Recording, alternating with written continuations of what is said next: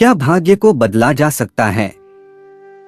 क्या एक इंसान जो समाज की नजरों में मनहूस और अभागिन हो, अपने जीवन को नए सिरे से लिख सकता है? आज की कहानी एक ऐसी ही विधवा महिला और 3 रहस्यमयी साधुओं की है।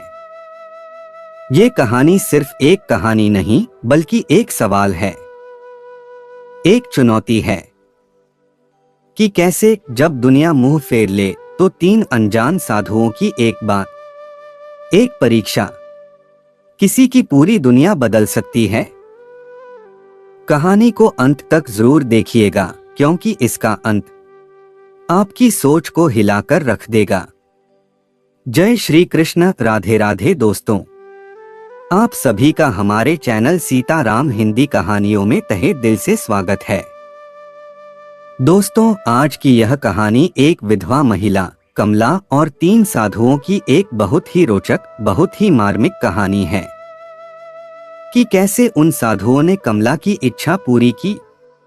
ये कहानी है एक खूबसूरत विधवा महिला की, जो जीवन के सबसे कठिन दौर से गुजर रही थी। तभी 3 साधु उसके जीवन में आए और उनकी बातों को मानकर कमला ने अपना जीवन ऐसा बदला कि दुनिया देखती रह गई।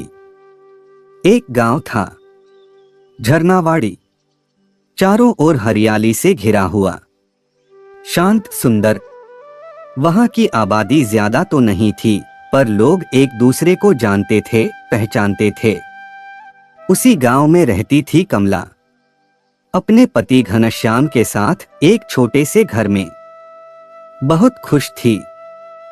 उसका जीवन एक आदर्श गृहिणी की तरह था। सुबह जल्दी उठकर घर का सारा कामकाज निपटाती, फिर अपने पति के साथ खेतों में काम पर जाती। उसकी मेहनत और स्नेह से घर में हमेशा सुख शांति बनी रहती। लेकिन भाग्य को शायद यह सुख मंजूर नहीं था। कमला का संसार तब उजड़ गया जब एक दिन घनश्याम खेत में काम करते हुए एक जहरीले सांप का शिकार हो गया। सांप ने उसके पैर में काट लिया और कुछ ही घंटों में जहर उसके पूरे शरीर में फैल गया। गांव के लोग झाड़ फूंक और घरेलू उपचारों में लगे रहे, लेकिन कुछ भी असर नहीं हुआ। अंततः घनश्याम की मृत्यु हो गई। ये खबर सुनते ही कमला पर मानो बिजली गिर पड़ी। वो पति के शव से लिपटकर ऐसे रोई जैसे उसकी दुनिया ही उजड़ गई हो। आंसू थे कि रुकने का नाम ही नहीं ले रहे थे। गांव की महिलाएं उसे समझाने आईं, लेकिन उसकी हालत देखकर सबका मन द्रवित हो गया। उसका पूरा संसार खत्म हो चुका था। वो सोच भी नहीं पा रही थी कि अब क्या होगा। उसकी दुनिया का केंद्र ही छिन गया था। पति की मृत्यु के बाद कमला के लिए दुनिया पूरी तरह बदल गई। पहले जो रिश्तेदार और पड़ोसी उसे सम्मान देते थे, वही अब उससे दूरी बनाने लगे। एक विधवा का जीवन कितना कठिन हो सकता है, यह अब उसे समझ में आने लगा था। गांव के कुछ लोगों ने उसे सहानुभूति दिखाई, लेकिन अधिकतर लोगों ने उसे मनहूस मान लिया। अब वो अकेली थी, असहाय थी। और गांव में तो ऐसी मान्यता थी कि किसी स्त्री के विधवा होने का कारण केवल उसके पिछले जन्म के पाप होते हैं। गांव के कुछ अधेड़ पुरुष उसे गंदी नजरों से देखने लगे। जो पहले सम्मान देते थे, अब वही लोग उसे हवस की नजरों से घूरते थे। वो उसकी लाचारी का फायदा उठाने की कोशिश करते थे। एक दिन जब कमला अपनी जर्जर झोंपड़ी के बाहर बैठी थी, तो उसने देखा कि गांव के बाहरी रास्ते पर 3 तेजस्वी साधु चले आ रहे थे।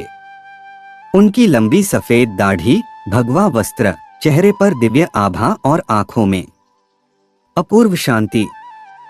गांव वालों ने साधुओं के आगमन की सूचना पाते ही उन्हें घेर लिया। सभी श्रद्धा से उनके चरणों में झुके। गांव के मुखिया ने प्रार्थना की, महाराज, कृपया कुछ समय के लिए हमारे गांव में ठहरें। हमें आपके आशीर्वाद की अत्यंत आवश्यकता है। तीनों साधुओं ने सहमति दे दी। तभी उनकी दृष्टि पास बैठी कमला पर पड़ी। उनमें से सबसे वृद्ध साधु ठहर गए। उन्होंने कमला को ध्यान से देखा और बोले, यह स्त्री अपार कष्टों से घिरी है, किंतु इसका भाग्य विलक्षण है। गांव वाले चकित रह गए। जिसे वो अभागिन और अपशगुनी मानते थे, उसके भाग्य को साधु ने विशेष क्यों कहा? कुछ लोग संशय में पड़ गए तो कुछ जिज्ञासा से साधुओं की बातों को समझने का प्रयत्न करने लगे। कमला स्वयं भी चकित थी। वर्षों से जिस समाज ने उसे हाशिए पर रखा था, आज उन्हीं के सामने एक साधु ने उसके भविष्य को असाधारण घोषित कर दिया था। उसके मन में असंख्य प्रश्न उठने लगे। ये साधु कौन हैं? मेरे भाग्य के विषय में इन्होंने ऐसा क्या देख लिया? क्या मेरा जीवन सच में बदलने वाला है? रात को जब सभी लोग अपने घर लौट गए तो कमला हिम्मत जुटाकर मंदिर के पास पहुंची। धीरे धीरे उसने मंदिर के भीतर कदम रखा। दिए की मध्यम रोशनी में तीनों साधु शांत भाव से ध्यानमग्न बैठे थे। जैसे ही कमला उनके सामने पहुंची, तीनों ने अपनी आंखें खोली। एक साधु, जिनका नाम वासुदेवानंद था, बोले, पुत्री, तुम हमसे क्या चाहती हो? कमला की आवाज कांप रही थी, पर उसने हिम्मत जुटाकर कहा, मुझे समझ नहीं आता कि मेरा जीवन इतना दुखमय क्यों है। मैंने किसी का क्या बिगाड़ा? वासुदेवानंद मुस्कुराए, पुत्री, इस संसार में कोई भी दुख अकारण नहीं आता। तुम्हारे पूर्व जन्मों के कर्म ही तुम्हारे वर्तमान जीवन को प्रभावित कर रहे हैं। लेकिन घबराओ मत, हर कर्म को नए कर्मों से बदला जा सकता है। कमला की आंखों में आंसू छलक आए। उसने कांपते स्वर में पूछा, क्या मैं अपना भाग्य बदल सकती हूं? ज्ञान साधक शिवानंद ने उत्तर दिया, हाँ, मगर इसके लिए तुम्हें कठिन परीक्षाओं से गुजरना होगा। क्या तुम तैयार हो? कमला ने बिना किसी संकोच के उत्तर दिया, मैं हर परीक्षा के लिए तैयार हूं। वासुदेवानंद ने गंभीर स्वर में कहा, कल सूर्योदय से पहले तुम गांव के बाहर वाले पीपल के वृक्ष के पास आना। वहीं से तुम्हारी असली यात्रा आरंभ होगी। अगले दिन ये खबर पूरे गांव में जंगल की आग की तरह फैल गई। लोग तरह तरह के अनुमान लगाने लगे। क्या साधु उसे कोई वरदान देंगे या कोई श्राप? कहीं यह स्त्री पूरे गांव के लिए संकट का कारण तो नहीं बन जाएगी? रात के समय वह गांव के बाहर जंगल के किनारे पहुंची। वहां पहले से ही तीनों साधु खड़े थे। हवा में एक रहस्यमय शांति थी। वासुदेवानंद बोले, पुत्री, तुम्हें इस जंगल में पूरी रात अकेली बितानी होगी। यदि तुमने भय को पराजित कर लिया तो तुम पहली परीक्षा उत्तीर्ण कर लोगी। कमला का दिल जोर से धड़कने लगा। घना जंगल, अंधेरी रात और अनजान खतरे, यह सब सोचकर ही उसकी रूह कांप गई। लेकिन उसने हामी भर दी। तीनों साधु अंधकार में लुप्त हो गए। अब वो बिल्कुल अकेली थी। जैसे जैसे रात गहराने लगी, जंगल का माहौल और भी डरावना होता गया। सूखी पत्तियों की सरसराहट, उल्लुओं की भयंकर आवाजें और हवा में अजीब सी फुसफुसाहटें।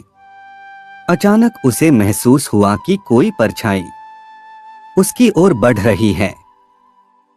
उसका दिल जोर जोर से धड़कने लगा। क्या यह कोई जंगली जानवर है या कोई आत्मा? उसके पैर कांपने लगे। एक पल को लगा कि वो भाग जाए, मगर तभी उसे शिवानंद की बात याद आ गई, यदि तुमने अपने भय पर विजय पा ली तो तुम परीक्षा पास कर जाओगी। कमला ने अपनी आंखें बंद की और गहरी सांस ली। मन ही मन कहा, नहीं, मुझे डरना नहीं है। मेरे साथ भगवान हैं। मेरा भय केवल मेरे भीतर है, बाहर कुछ नहीं। धीरे धीरे वो परछाई धुंधली होने लगी और कुछ ही देर में विलीन हो गई। जंगल अब भी रहस्यमय था, मगर कमला के भीतर का भय जैसे जलकर राख हो गया। पूरी रात वो अपने डर से जूझती रही, लेकिन हर बार उसने अपने मन को शांत किया। सुबह की पहली किरण के साथ कमला ने राहत की सांस ली। कुछ ही देर में तीनों साधु उसके सामने आकर खड़े हुए। दयानंद ने प्रसन्न होकर कहा, पुत्री, तुमने अपनी पहली परीक्षा सफलतापूर्वक उत्तीर्ण कर ली। अब तुम्हारे जीवन में बड़ा परिवर्तन आने वाला है। कमला की आंखों में आत्मविश्वास की चमक थी।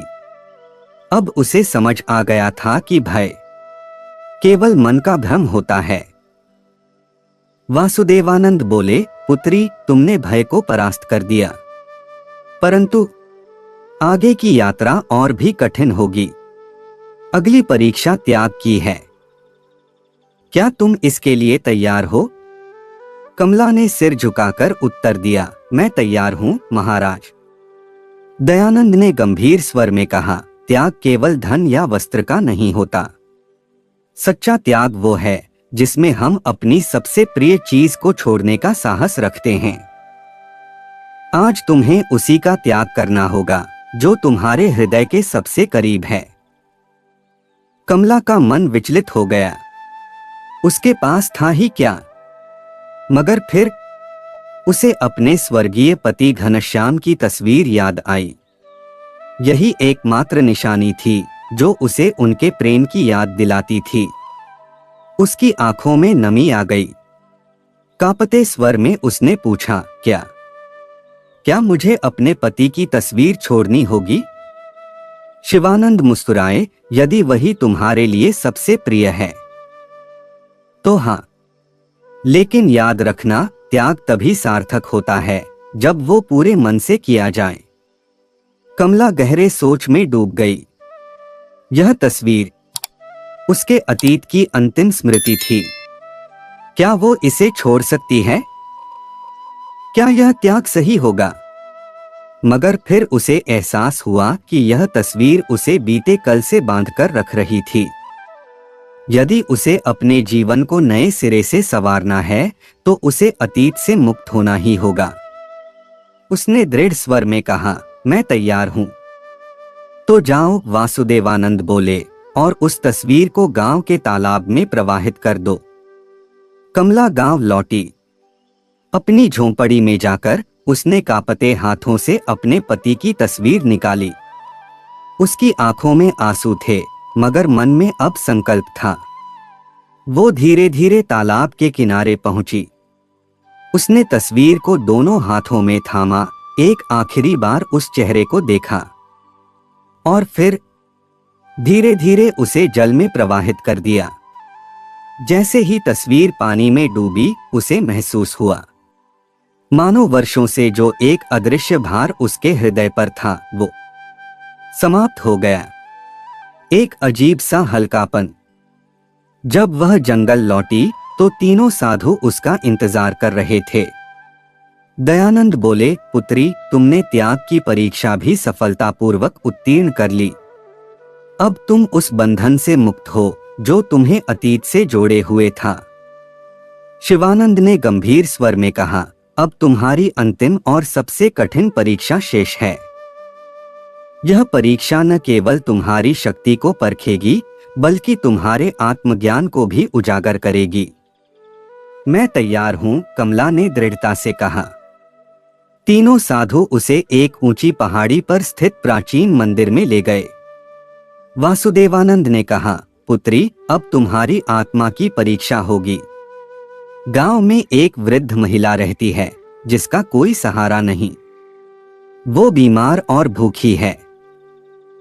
तुम्हें अपनी झोंपड़ी और अपना सारा भोजन उसे सौंपना होगा। कमला चौंक गई। उसकी झोंपड़ी ही तो उसका एकमात्र सहारा थी। वो कहाँ जाएगी? शिवानंद आगे बोले, इसके बाद तुम्हें 7 दिन तक इस जंगल में तपस्या करनी होगी, बिना भोजन और जल के। यह परीक्षा तुम्हारे धैर्य, संकल्प और समर्पण की होगी। यह परीक्षा असंभव लग रही थी। क्या वो अपना घर छोड़ सकती थी? क्या वो 7 दिन बिना कुछ खाए पिए जीवित रह सकेगी? मगर फिर उसे साधुओं की बातें याद आ गईं। सच्ची शक्ति शरीर में नहीं, मन में होती है। उसने संकल्प लिया, मैं यह करने के लिए तैयार हूं। कमला ने बिना किसी संकोच के अपनी झोंपड़ी और भोजन उस वृद्ध महिला को अर्पित कर दिया। गांव वाले देखकर दंग रह गए। ये क्या कर रही है? अपना सब कुछ क्यों छोड़ रही है? कमला ने किसी की परवाह नहीं की और जंगल की ओर बढ़ गई। पहला दिन भूख उसकी चेतना को झकझोर रही थी। दूसरा दिन प्यास ने सताना शुरू कर दिया। होंठ सूखने लगे, शरीर थकने लगा। मगर मन अब भी अडिग था। चौथे दिन उसे लगा कि अब वो और सहन नहीं कर पाएगी। सिर चकराने लगा। मगर तभी उसे साधुओं की बात याद आई। सच्ची शक्ति शरीर में नहीं, मन में होती है। यह सोचते ही उसे अपने भीतर से एक ऊर्जा का प्रवाह महसूस हुआ। 5वें और 6ठे दिन तक वह पूरी तरह ध्यान में डूब चुकी थी। अब उसे भूख प्यास का अनुभव नहीं हो रहा था। 7वें दिन जब सूरज उगा तो कुछ अद्भुत हुआ। कमला की आत्मा एक नई ऊर्जा से भर उठी। उसे ऐसा प्रतीत हुआ कि वो अब केवल एक साधारण स्त्री नहीं रही, बल्कि किसी दिव्य सत्य से जुड़ चुकी है। तभी वातावरण में एक दिव्य आभा प्रकट हुई। तीनों साधु उसके सामने प्रकट हुए। वासुदेवानंद ने गर्व से कहा, पुत्री, तुमने अपनी अंतिम परीक्षा भी सफलतापूर्वक उत्तीर्ण कर ली। अब तुम केवल एक विधवा नहीं, बल्कि एक सशक्त आत्मा बन चुकी हो। दयानंद ने कहा, अब तुम्हारे भीतर वो शक्ति है जिससे तुम न केवल अपना बल्कि दूसरों का भी जीवन बदल सकती हो। तुम अब अपने भाग्य की स्वामिनी हो। शिवानंद ने अपने दोनों हाथ उठाए और आशीर्वाद दिया, हम तुम्हें आशीर्वाद देते हैं। अब से तुम्हारा जीवन सुख, शांति और सम्मान से भरा रहेगा। तुम्हारी यह तपस्या पूरे संसार के लिए एक संदेश है। जैसे ही उन्होंने यह कहा, कमला के चारों ओर एक दिव्य प्रकाश फैल गया। जब कमला गांव में लौटी तो लोग उसे देखकर चकित रह गए। वो अब पहले जैसी कमला नहीं थी। उसकी चाल में आत्मविश्वास था, उसकी आंखों में अद्भुत तेज था और उसके मुखमंडल पर शांति की दिव्य आभा झलक रही थी। वो अब कोई तिरस्कृत विधवा नहीं, बल्कि एक तेजस्वी, आत्मनिर्भर और सशक्त नारी थी। गांव के वही लोग जो पहले उसे अपशगुनी मानते थे, आज श्रद्धा से उसके चरणों में झुक रहे थे। उन्होंने उसे माता कमला के रूप में स्वीकार कर लिया। उसकी यात्रा अब एक नई दिशा में बढ़ चुकी थी। एक ऐसी दिशा जहां वह दूसरों के लिए प्रकाश बनकर उनका मार्गदर्शन करेगी। तो दोस्तों, यह कहानी हमें सिखाती है कि परिस्थितियां कितनी भी कठिन क्यों ना हो, यदि हमारे भीतर साहस, आत्मसंयम और सेवा का भाव है तो हम अपने भाग्य को स्वयं बदल सकते हैं। आपको हमारी ये कहानी कैसी लगी? कमेंट करके जरूर बताएं। कहानी अच्छी लगी हो तो लाइक करके शेयर करें और अगर अभी तक हमारे चैनल को सब्सक्राइब नहीं किया है तो प्लीज चैनल को सब्सक्राइब जरूर कर लें। धन्यवाद।